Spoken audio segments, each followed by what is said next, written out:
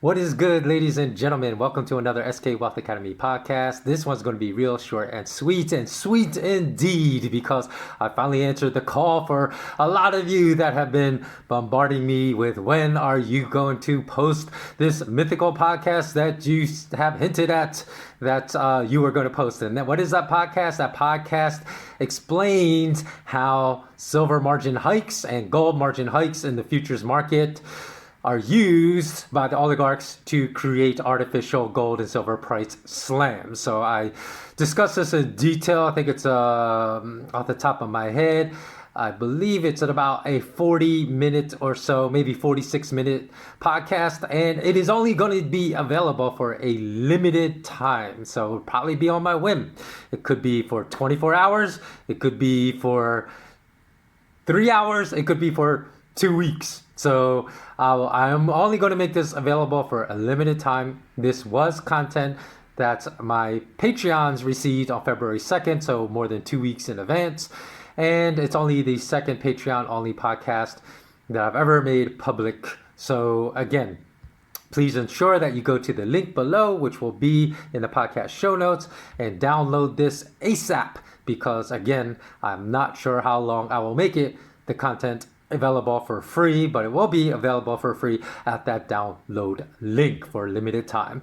And as well, there have been a lot of discussion in the past couple weeks. I've seen a lot of articles explaining how there's not enough physical silver to back the inflows into the silver ETF, and I still believe there's a lot of misinformation out there about how to fight this battle, because a lot of people are still saying go through the paper markets. What you want to do is you really want to go along with this podcast that I'm making available for free. Go listen to my podcast on my YouTube channel that was titled Why the Real Squeeze Isn't Physical Silver for Positive Sustainable Change, which I made available on February 4th. Because I think if you listen to both, you really understand why the change has to be made in physical markets and not in paper markets, especially if you go listen to this bonus podcast, exclusive podcast for a limited time that I'm making available for free right now. Now,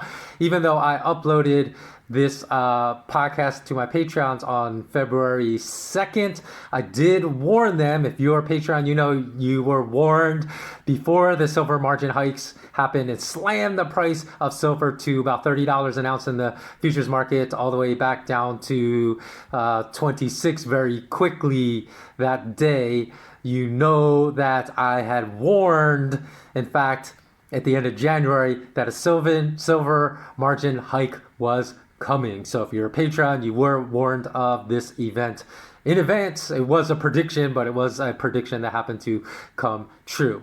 So those are some extra benefits you would receive as a Patreon of mine, which I'll put a link below in the show notes if you also want to become a Patreon. And lastly, I think I interrupted my thought midstream. I was saying there have been a lot of articles speaking about the bogus qualities of the silver and gold ETF, the SLV and the GLD. Now, if you know me, you know that I always advocate purchases of physical gold, physical silver over the paper. I say the paper, even the ETFs, do not serve as a proxy for physical and silver gold holdings. And in fact, I'll put a link below, because many of these articles I can't really understand why they're going viral in 2021, because I wrote about these exact issues more than 12 years ago. I'll put a link into my questioning of whether this SLV and GLD were legitimate investment vehicles.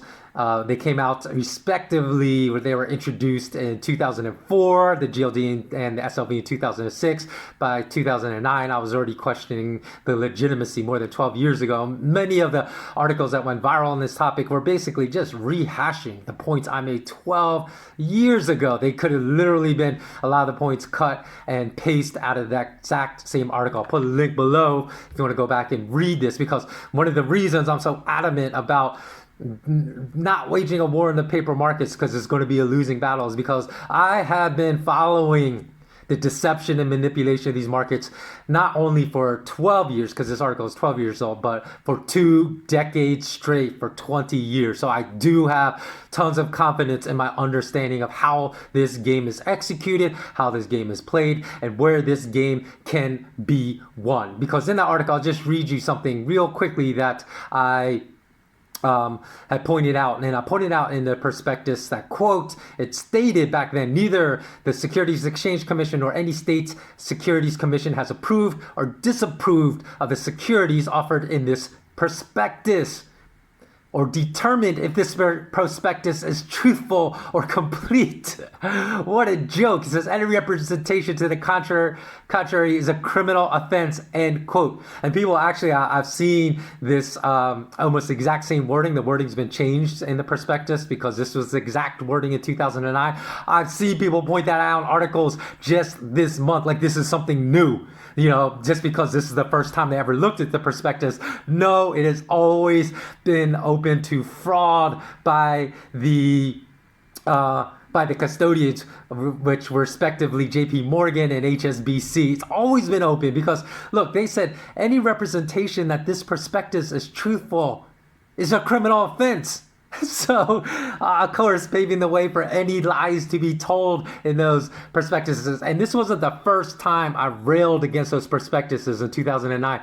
You know, I railed about how many red flags were in that prospectus shortly after their launch. And I believe in response, because I wrote some articles that went viral back then, I believe in response to my article specifically that the wording was changed. Because remember, back in the day, I told you when you could still look at Google and see exactly what servers were always on your news site, reading your articles. I told you that I was able to see that Goldman Sachs New York office was on my website every single day without fail. Now, of course, I don't know if it was like the executives there following what I was saying and seeing how they would have to respond, or if, you know, it could have just been an employee, right? A Goldman Sachs banker working at that office that just, you know, read my blog. I don't know. But I do know after I pointed out some of the huge red flags and flaws of this prospectus, because this prospectus read like a pink sheet prospectus, like it was like it was either speaking about a pink sheet security or a boiler room security. And having traveled around in Southeast Asia, let me tell you, I've heard many stories about how some of the wealthy people that I crossed paths with there actually made their money through boiler room operations, selling securities that never even existed. So that's what the GLD and SLV prospectuses always read like they were speaking about boiler room securities rather than securities that were actually actively traded on the New York Stock Exchange. That's how I said how absurd this was more than 12 years ago. So if you want to read that, go to the link below. So that's it. Have a beautiful day. Always remain intensely curious. And more importantly, always remain immensely courageous. Take care.